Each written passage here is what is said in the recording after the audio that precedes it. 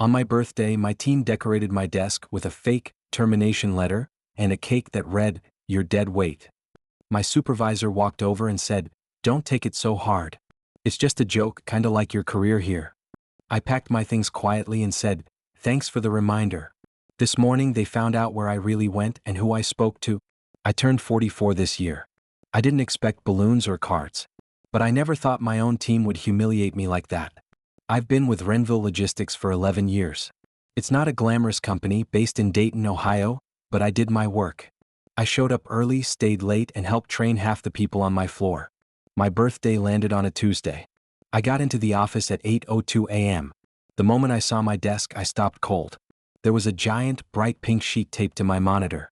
It was made to look like a termination letter. Bold font. HR header. Even fake initials at the bottom. It said I was being let go for being dead weight, non-essential, and excessive mediocrity. Then I saw the cake. A big sheet cake sat right on my desk, chocolate with red letters that said, "You're dead weight." Candles shaped like tombstones sat in the corners. Laughter erupted behind me. I turned and saw about 6 people from my team, Brian, Jenna, Nate, Carl, Angie, and Marissa, all holding up phones. Brian was recording. "Don't be mad, Dale. We're just having fun, man." Jenna grinned. "Happy birthday, you lovable deadbeat." I forced a smile. "Did HR see this?" Carl said, "Relax. They're cool. Besides, it's just a prank." That's when my supervisor, Jeremy, walked over holding his coffee. He's a smug, soft-spoken guy in his mid-30s with an MBA from somewhere out east. Been here 2 years. Thinks he knows everything. He looked at the cake, then at me and smirked. "Don't take it so hard," he said. "It's just a joke. Kinda like your career here." I didn't respond. Just nodded, packed my bag, and took one last look at the cake.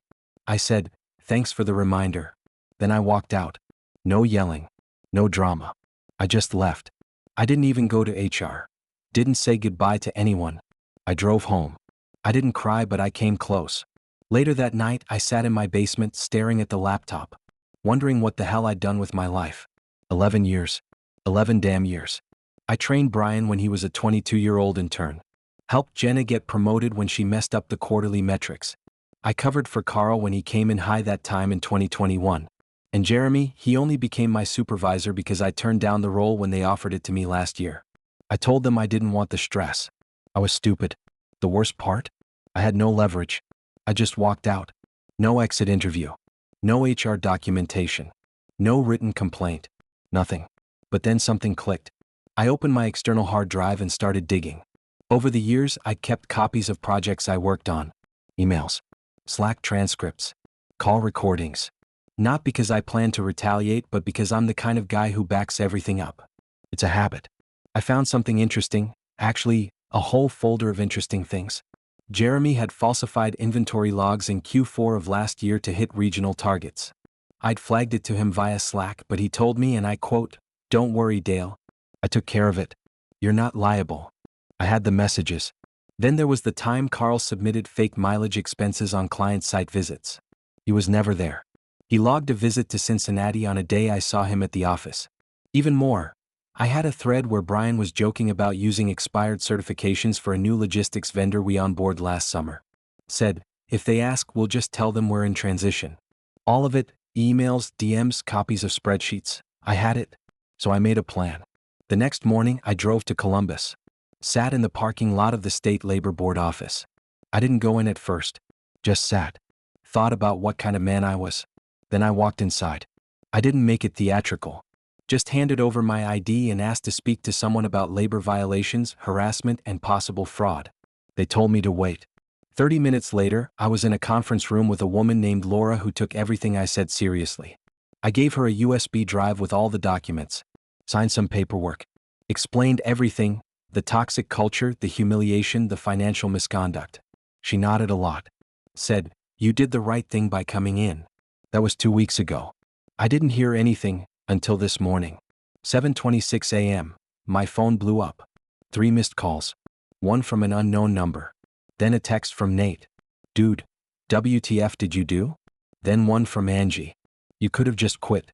Why'd you go nuclear?" I smiled. Let the phone ring. Then I checked LinkedIn. Renville Logistics was trending locally. Someone had leaked a memo from upper management. An internal audit was launched. The Columbus compliance team was reviewing all regional reports. Suspensions pending. I checked my email. Nothing yet. But I knew it was coming.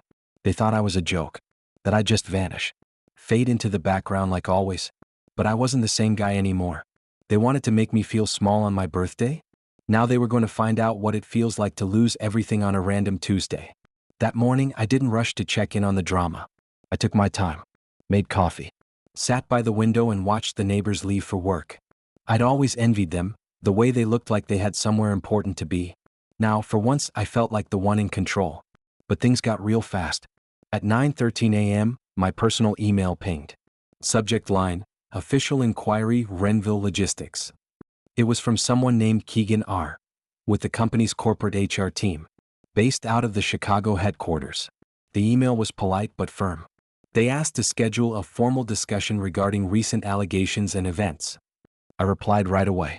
Told them I was available anytime. They set the meeting for the next day, via Zoom. Then something strange happened. At 10:42 a.m., Jenna showed up at my house. I hadn't talked to her since the birthday stunt. I opened the door and she was standing there, holding a coffee like we were still friends. Hey, she said, eyes nervous. Can we talk? I didn't move. What do you want? She glanced down. Look, I know we crossed a line. I didn't think it would go this far. You helped humiliate me, I said flatly. I know, and I'm sorry. It was stupid. But Carl's freaking out. Jeremy's on leave. They're digging through everything. HR pulled our chats. Emails. Brian said you kept records? Like on a hard drive. I didn't say anything. She kept talking. I didn't think you'd do this. You were always the quiet one. The one who just took things. I leaned on the doorframe. Yeah, that was my mistake. Her face changed. Are you trying to destroy all of us? I laughed once. Did you ask Jeremy that when he helped print the fake firing letter? She didn't answer. Just stood there. I said, you should leave. And tell Carl to check his expense logs. They're coming. She opened her mouth like she wanted to say something else. But then she just walked back to her car. The Zoom call the next day lasted nearly 2 hours. Keegan from corporate was calm and professional. But it was clear, this wasn't routine. There were 2 others on the call, one woman from legal and one from ethics and compliance. They'd reviewed the files I sent. They had more questions. They asked how long the toxic behavior had gone on, who participated, and whether upper management knew. I answered everything honestly. Then they told me something I didn't expect. There was already an open federal investigation into vendor contract fraud in the region. Apparently, someone in Renville's Nashville office had tried to flag similar issues 6 months ago. Now that my report added weight, the case was expanding. They thanked me for coming forward. Said they might need follow-ups. And then Keegan asked something I hadn't prepared for. Would you consider coming back temporarily as a consultant? To help us clean this up? I stared at the screen. I'm not sure, I said. A lot of damage was done. We're not asking for forgiveness, he said. We're asking for help. From someone who clearly gave a damn. I told them I'd think about it. That night Brian called me. I didn't answer. He left a voicemail. Man, you don't know what you've done. Jeremy's been terminated. Angie's locked out of her laptop. They're saying they might involve outside investigators. What the hell are you trying to prove? Then he texted me a screenshot of a Reddit post. Someone had leaked the cake photo. It was blowing up on a local sub. The comments were brutal. This is workplace bullying. Straight up. Hope the guy sues. People like this deserve to lose their jobs. Under it, someone wrote, dead weight? Nah. That man was the only anchor keeping them from drifting into fraud. I saved the image. Not because I liked attention, but because I wanted a reminder of what they thought I was. The next few days were chaos. Carl tried to resign quietly, but he was escorted out instead. Jenna's project access was revoked. Angie got pulled into a compliance review. And Jeremy? Turns out he didn't just fake numbers. He'd been skimming vendor kickbacks through a shell company tied to his cousin. That little trick with the inventory logs? It was part of something way bigger. I got a follow-up email from Laura, the woman I met at the labor board. She said my evidence helped launch a joint investigation between the Labor Department and the state auditor's office. Still, I didn't feel good. I felt hollow. Like I'd poured out everything and now I was just waiting to see what would come back. Then one more twist hit me. A letter. From a lawyer. Not corporate. Personal. Jeremy was trying to sue me for defamation of character. It was laughable. The man had been caught, exposed, and fired. But he still wanted to strike back. The lawyer's letter was short. Said they were reviewing options for civil damages and accused me of intentionally sabotaging Mr. Glenn's career. I took the letter to my own attorney, a friend of my cousin's from Cincinnati. He read it, laughed, and said, "Let him come. He's got no case. If anything, you should be the one suing." But I didn't want money. I wanted the truth to stay out there. I wanted the people who laughed at that cake, who made me feel worthless, to learn what worthless really felt like. And it still wasn't over. Because next week, I'm going back into that building. As a contractor. To sit across from the same people who once thought I was a joke. Walking back into that office felt like stepping into a place I used to live, but now it didn't belong to me anymore. Same parking lot. Same gray walls. Same worn-out carpet in the lobby. But now the people inside wouldn't even look me in the eye. I'd been hired on a 60-day contract as an internal operations consultant. Corporate gave me full access to project files, chat logs, vendor contracts, the works. My badge said contractor in red letters, but the doors opened like they always did. Except this time, people moved out of the way when they saw me coming. The first day, I sat down at a temporary desk in a glass office next to the HR wing. Didn't even have a nameplate. Just a laptop, a notepad, and a list of files to review. 3 hours in, Marissa knocked on the glass. She looked different. Nervous. Hair tied back. Makeup faded. She used to be the loudest voice in the break room. Now she spoke like someone walking through a minefield. I just wanted to say, I didn't know Jeremy was doing all that. If I had. I held up my hand. Save it. She blinked. You stood there. You recorded me. You laughed when I was humiliated. So no, you don't get to play innocent now. She backed away. I didn't mean to. I don't care what you meant, I said. You meant to have fun. You just didn't think I'd hit back.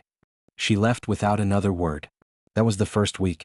The real twist came when I dug into a shared drive labeled Renville South Vendor Files. It had folders by month going back 3 years. Inside those folders were contracts, invoices, and communications between vendors and regional supervisors. And I found something. Buried in the March 2023 folder was a set of invoices from a logistics vendor named Halston Rail and Freight. All of them were signed off by Jenna. But there was a problem. Halston Rail and Freight didn't exist. Not in the state registry.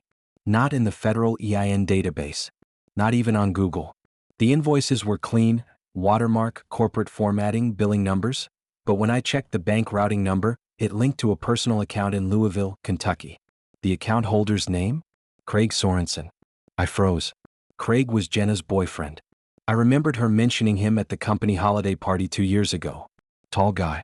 Bearded. Wore a leather jacket indoors. I didn't like him then and I like him even less now. Jenna was funneling fake payments to her boyfriend. Tens of thousands over a year. Approved through dummy contracts. Buried in the monthly costs under third-party freight optimization. This wasn't just some toxic team prank anymore. This was federal. I documented everything. Took screenshots. Forwarded it to my corporate contact in legal. Didn't say a word to anyone in the building. The next day, Jenna didn't show up. Then she didn't show up the day after that. On the third day, an internal memo went out. Effective immediately, Jenna Fields is no longer employed at Renville Logistics. All inquiries should be directed to corporate HR. That's when the whispers started. Did you hear what happened? I heard she got caught stealing. Someone said the FBI was involved. They didn't know the half of it. Then Brian snapped. He showed up at my temp desk around 4 p.m., red in the face, breathing hard. You done ruining lives yet? He hissed. I looked up slow. You think I'm ruining lives? You got Jeremy fired, Carl banned from the industry, now Jenna? Jenna committed fraud, I said calmly. Jeremy stole. Carl lied on federal forms. I didn't ruin anything. I just uncovered what you all tried to hide. His voice rose. You were one of us, Dale. We joked around. We were a team. You called me dead weight. You mocked me in front of the whole floor. It was just a prank, man. I stood up. You humiliated me on my birthday. Lied to my face. Laughed when I left. Don't tell me it was just a joke. He got quiet then. You're not better than us, he said, voice low. No, I said. I'm just not afraid of you anymore. He left, slamming the door on his way out. That weekend, I got a message from an anonymous email address. Subject line, stop. While you still can. Body, you think you're safe because corporate is on your side? You're making enemies. Keep digging and you'll regret it. No name. No signature. But I had a pretty good idea who sent it. I reported it, of course. Copied it to legal, ethics, and my attorney. Then I doubled down. I went back into the drives and reviewed older files, ones from before Jeremy even got hired. I wanted to see how deep this thing went. What I found shocked me. The fraud wasn't new. It had started in 2017. Different names. Different vendors. But the same shell game system. Fake vendors, real payouts, internal approvals, and silence. And the person who signed off on some of those early vendor contracts? Renville's former VP of Operations, Harold Marks. The man who hired Jeremy in 2022. That meant this corruption wasn't just about one rogue team. It went up the ladder. And I had the paper trail. Next week, I'm flying to Chicago. Corporate wants an in-person meeting. No Zoom. No calls. I already know what it's about. The company's trying to stop the bleeding. And they need to decide what to do with the evidence I've gathered, because if I hand it to the right people, this could go public. I'm not sure if they're going to thank me or try to bury me, but I'm ready for whatever comes next. They wanted to break me. Instead, they just showed me who I really am. I flew into Chicago on a Monday morning.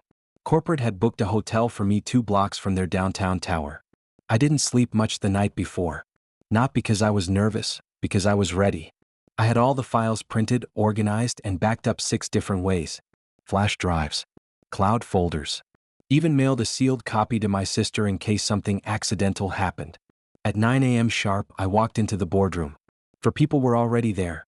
Keegan from HR, Samantha from Ethics, a new guy named Raj from Legal, and Harold Marks. The same Harold who'd signed the 2017 vendor contracts. The same Harold who helped Jeremy get promoted. He looked older than the last photo I saw. Thinner. Gaunt even. His eyes were cold.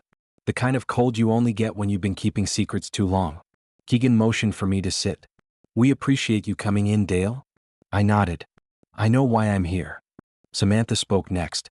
We reviewed your documents. Thoroughly. And we compared them against our internal audit logs. What you uncovered goes beyond regional issues. I handed them my final report. It included the timeline, names, fake vendor accounts, and even phone numbers tied to burner phones used by the fraud ring. Raj tapped the folder. You realize if this is made public, the company's stock could tank. There could be federal charges. I didn't blink. Then maybe that's what needs to happen. That's when Harold leaned forward. You've made your point, he said. You're angry. You were mistreated. I get it. But let's be adults now. We can settle this. Settle? I said. He folded his hands. A consulting contract. Full benefits. Quiet resolution. We clean house. You walk away with dignity. We both win. I stared at him. You think this is about money? I said slowly. This is about making things right. You let a culture of fraud destroy good people. You helped it grow. You built a team that humiliated someone on their birthday and laughed about it. And now you want me to help you cover it.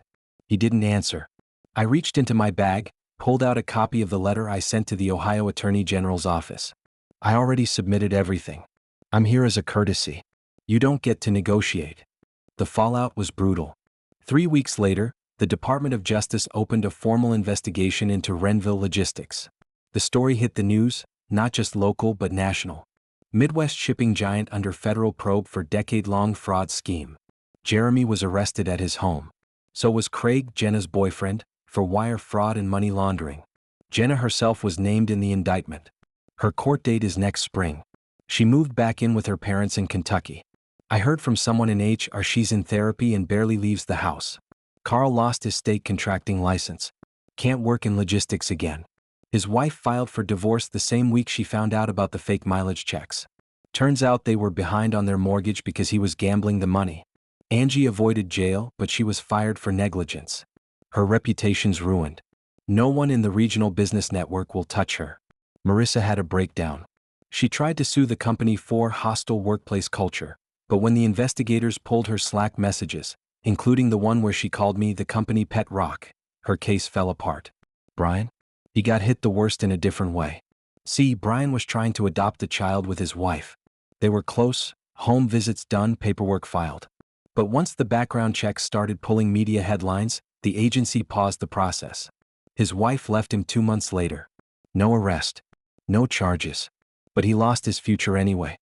As for Harold Marks, he resigned quietly for health reasons. But the truth got out.